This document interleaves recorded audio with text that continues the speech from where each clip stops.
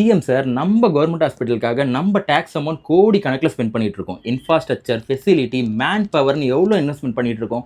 ஆனால் என்கிட்ட ஒரு சிம்பிள் கேள்வி, நம்ம கவர்மெண்ட் ஹாஸ்பிட்டலோட ஃபுல் சர்வீஸ் மக்களுக்கு ப்ராப்பராக கிடைக்குதா? நம்பிக்கையோட வர பல மக்கள் கியூவில் பல மணி நேரம் வெயிட் பண்ணிட்டு இருக்காங்க. ஏன் இவ்வளோ நேரம்?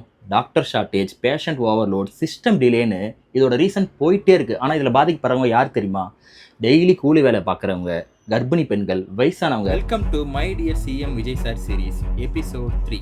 முதல்வன் படத்தில் வர அர்ஜுன் மாதிரி ஒரே ஒரு நாள் நம்ம கவர்மெண்ட் ஹாஸ்பிட்டலில் விசிட் பண்ணி பாருங்க. அப்போ தான் இதோட கிரவுண்ட் ரியாலிட்டி என்னன்னு சொல்லிட்டு உங்களுக்கு புரியும்.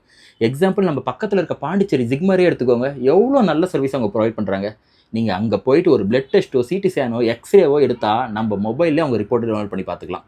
ஆனால் நம்ம ஜிஹெச் பக்கம் வந்தால் பிளட் டெஸ்ட் எடுக்க மறுபடியும் க்யூவில் நிற்கணும். அந்த ரிப்போர்ட்டை வாங்குறதுக்கு மறுபடியும் ஒரு நாள் க்யூவில் போய் நிற்கணும். அந்த ரிப்போர்ட்டை எடுத்துகிட்டு போய் டாக்டர்கிட்ட காட்ட மறுபடியும் அதே க்யூவில் தான் நம்ம வெயிட் பண்ணணும். சார், இதுக்கு பெரிய பட்ஜெட்லாம் தேவையில்லை. ஜிஹெச் மாற இந்த 5 சேஞ்சஸ் பண்ணால் மட்டும் போதும். Number 1, doctor strict live biometric tracking. Number 2, க்யூவை தவிர்க்க டிஜிட்டல் டோக்கன் சிஸ்டம். நம்பர் 3, ரிப்போர்ட்டை டைரெக்டாக வாட்ஸ்அப்பில் பிடிஎஃப்ல வரணும். நம்பர் 4, வயதானவங்கள் மற்றும் கர்ப்பிணி பெண்களுக்காக ப்ரியாரிட்டி ஃபாஸ்ட் ட்ராக் கொண்டு வரணும். நம்பர் 5, ரெகுலராக செக்அப் பண்ண சர்ப்ரைஸ் இன்ஸ்பெக்ஷன் டீம் கொண்டு வரணும்.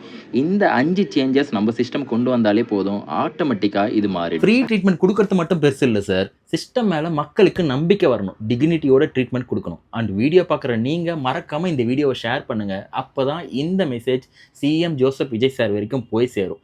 அப்போ தான் தேவையான நேரத்தில் நல்ல சிகிச்சை நம்மளுக்கு கிடைக்கும்.